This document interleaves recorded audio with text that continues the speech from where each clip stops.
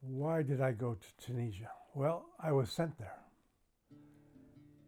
But before that, I was sent to Libya as a Peace Corps volunteer to teach English, to make English the second language of Libya, a country that was, getting into oil wealth, but lacking a great deal of education. So they trained over 200 of us to go to Libya, work in villages, and try and transform education from the primary school up so that people would learn English as a second language. But there was a revolution in Libya, and the Peace Corps was no longer welcome. So I had the opportunity to go to Tunisia, to Iran, to Malta, of all places, or back home to the US. Well, I wanted to continue my stay in the Mediterranean. It was a beautiful place, beautiful countryside, lovely weather.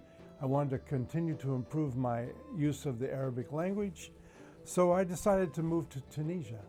But underlying all of that was I didn't want to come home to the US because the draft was there.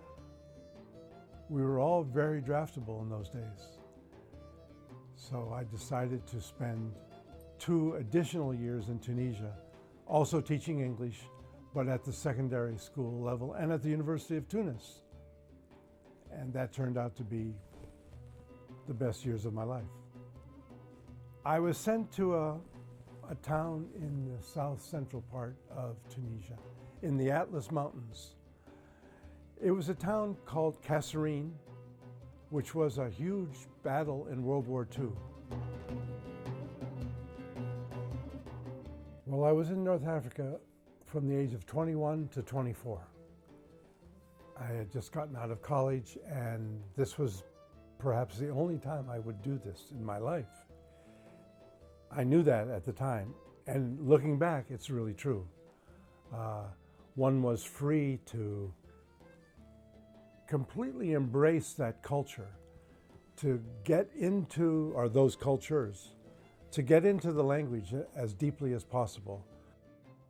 Those 3 years brought me completely out of being an American, whatever you might think of that.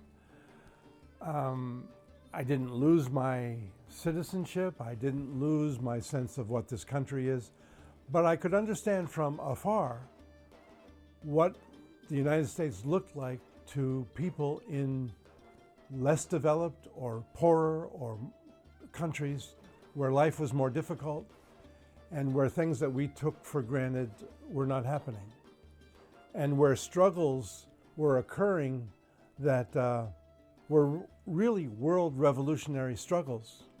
And as I lived in that town of Kasserine in central Tunisia, I said to myself over and over, there is going to be a revolution here someday. I don't know when. And about 30 years after I left, there was a revolution called the Arab Spring in Tunisia and in a number of other countries.